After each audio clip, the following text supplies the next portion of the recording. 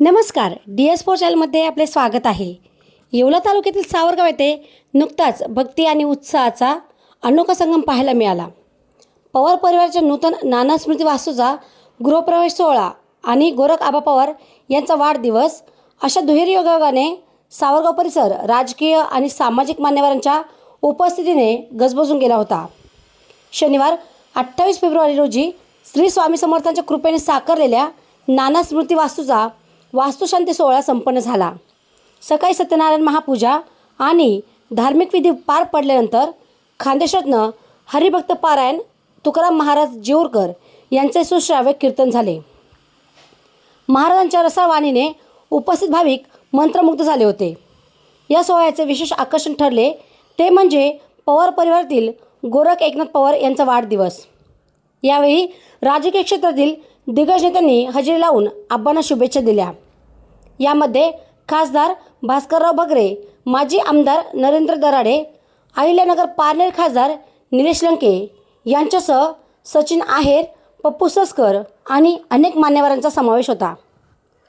या प्रसंगी बोलताना ॲडव्होकेट माणिकराव शिंदे यांनी पवार परिवाराचे कौतुक केलेच, पण सोबतच आगामी जिल्हा परिषद निवडणुकीत गोरख आबा नगरसूर गटातून मोठ्या मताधिक्याने विजयी होतील असा ठाम विश्वासही व्यक्त केला।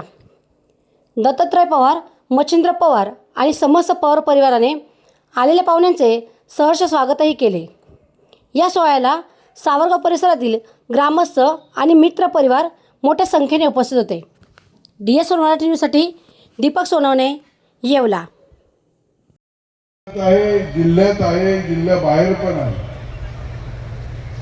परंतु येणारा नजीकचा काळ निश्चितच खासदार साहेब आपल्या उपस्थितीत देखील मी जनतेला आणि महाराजांनाही आशीर्वादाची जी विनंती करत आहे ते एक आबांचं असलेलं नजीकच्या काळातलं जे स्वप्न आहे ते स्वप्न जिल्हा परिषद नगरसूर गटातनं पूर्ण करायकरता तुमचा महाराज आशीर्वाद हा फार महत्वाचा राहणार आहे। आम्ही आमच्या परीने सर्व प्रयत्न करू आणि तो प्रयत्न राजकारणातल्या कुठल्याही कशाही घडामोडी मग त्या सोयीच्या असतील गैरसोयीच्या असतील तरी आबांबरोबर आबांना जिल्हा परिषद सदस्य करण्याकरता मी आणि माझा परिवार हा निश्चितपणे कुठल्याही परिस्थितीत आबांबरोबर राहणार आहेत आणि आपण सर्वांनी सुद्धा आबांना भरभरून असा आशीर्वाद द्यायचा आहे ही विनंती देखील मी आपल्या सर्वांना करेन। शेवटी महाराजांचं जे विचार आहेत ते आपण ऐकत असताना एवढ्या मोठ्या जनसमुदायापुढे मी माझी देखील मनातली कल्पना किंवा आबाबद्दल असलेले विचार न मांडणं हे चुकीचं आहे।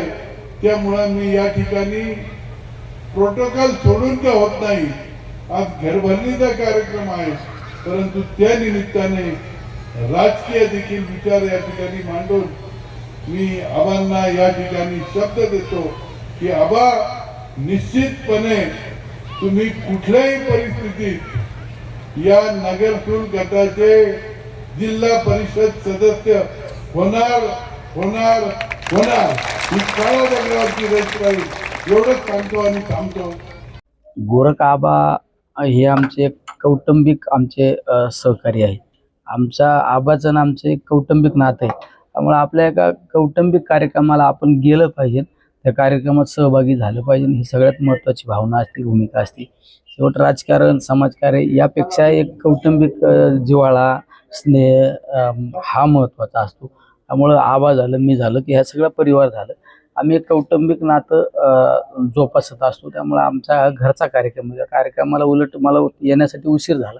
वास्तविक पाहता मी सगळ्यात आधी यायला पाहिजे होतो आणि गेटवर प्रत्येक माणसाचं स्वागत करणं अपेक्षित होतं, पण आता हा कार्यक्रम संपून सगळ्यांना जीव घालूस तर मी इथं थांबणार आहे।